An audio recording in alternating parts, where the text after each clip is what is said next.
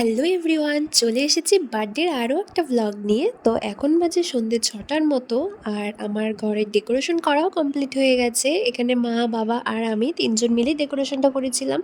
আর এটা হচ্ছে আমার বার্থডে কেক। এটা আমাকে মা দিয়েছে এই কেকটা। মানে আজকে যত অ্যারেঞ্জমেন্ট তোমরা দেখতে পাচ্ছ, বেলুন, তারপরে পেছনে যে ছোট্ট ডেকোরেশন, তো সব কিছু মা নিজের হাতে করেছে, নিজে আমার জন্য সব চয়েস করে এনেছে। আর এটা কিন্তু একটা সারপ্রাইজ ছিল, কারণ আমি যেহেতু মাদারিহাটে থাকি, তাই আমার বার্থডে নিয়ে আমার মায়ের কী প্ল্যান ছিল সেটা আমি আগে থেকে জানতাম না।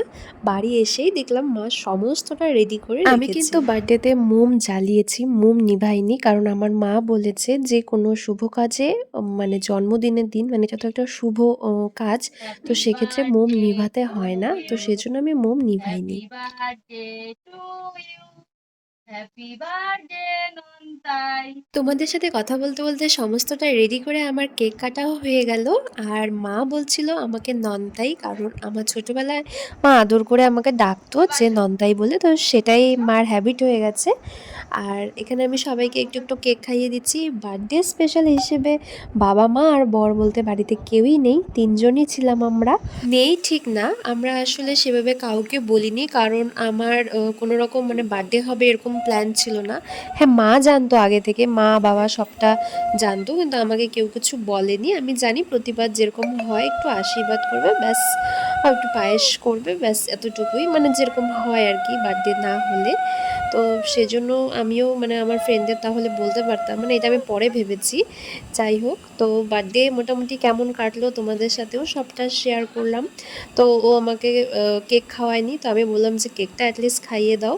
বলছে হ্যাঁ, ও হ্যাঁ হ্যাঁ হ্যাঁ, তোমাকে কেকই খাওয়ানো হয়নি, কারণ ও সব ভিডিওটা করে দিচ্ছিল তোমাদের সাথে শেয়ার করব বলে।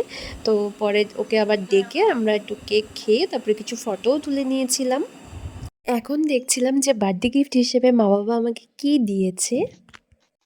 তো গিফট হিসেবে ছিল এখানে একটা ছোট্ট প্রেশার কুকার, যেটা আমার মানে বাড়ি মাদারিহাট, যেখানে আমি থাকি সেখানে আমার প্রেশার কুকার নেই। আর আমার যেহেতু মানে একটু ছোলার ডাল, তারপরে মটরের ডাল, মানে এইসব ডাল খেতে আমার খুব ভালো লাগে।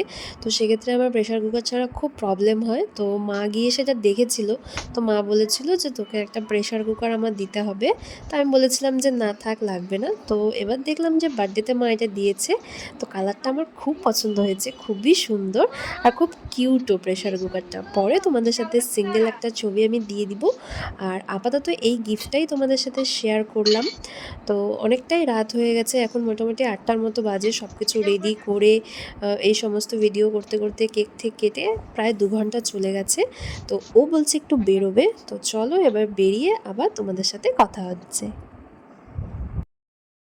তো বেরিয়ে আমরা পড়েছি, আর কোথায় নিয়ে যাচ্ছিল ঠিক বুঝতে পারছিলাম না, কিন্তু একটা জিনিস আমি আইডিয়া করতে পারছিলাম, কারণ ও বলছিল যে তোমাকে অনেক দিন থেকে ড্রেস কিছু কিনে দিই না, মানে লাস্ট মনে হয় দুর্গাপুজোতে কিনে দিয়েছিল।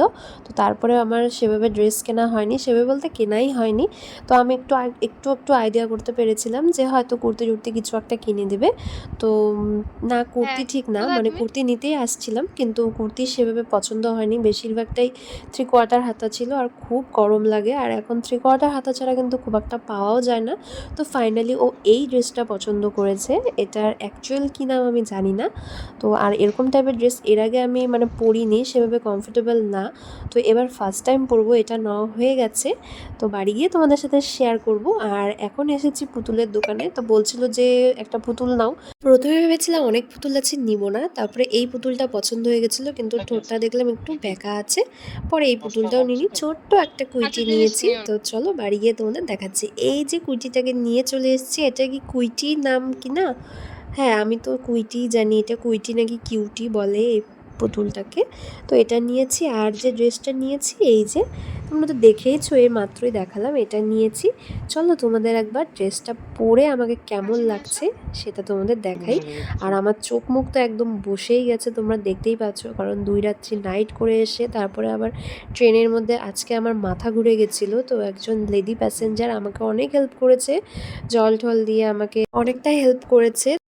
আসলে এরকমটা হতো না, কন্টিনিউ নাইট করে পরের দিন সকালেই মানে কোনো রকম ব্রেকফাস্ট না করে ডাইরেক্ট আমি বাড়ি চলে এসেছিলাম। তো ট্রেনের মধ্যে হঠাৎ করে আমার মাথাটা ঘুরে যায়। আমিও বুঝতে পারিনি যে এতটা ফট করে শরীরটা খারাপ হয়ে যাবে। তাহলে নিশ্চয়ই কিছু খাওয়া-দাওয়া করেই ট্রেনে উঠতাম। এরকম কখনো হয়নি। এবারই ফার্স্ট টাইম হলো আর আমারও ভীষণ টেনশন হচ্ছিল যে ঠিকঠাক বাড়ি যেতে পারবো কিনা। তো ফাইনালি আমি ঠিকঠাক বাড়িও গেছি। আর কোনো রকম পরে আর প্রবলেম হয়নি। তারপরে তো বার্থডে ছিল। বাড়ি এসে সবকিছু দেখে আনন্দে মোটামুটি শরীর ভালোই হয়ে গেছিলো। আর এই যে তোমরা গিফটগুলো দেখলে, একটা স্পিকার দেখলে মাত্র, এটা হচ্ছে আমি ভ্লগ বানাই যেহেতু, ভিডিও করি সেজন্য ও এনে দিয়েছে। আর এটা একটা ব্যাক কভার আমার ফোনের। আর কাজল ছিল তোমরা তো দেখলেই। আর এটা সেই প্রেসার কুকার যেটা আমার বাবা-মা আমাকে দিয়েছে। তো এটা 2 লিটারের একটা প্রেসার কুকার, কিন্তু খুবই কিউট প্রেসার কুকারটা।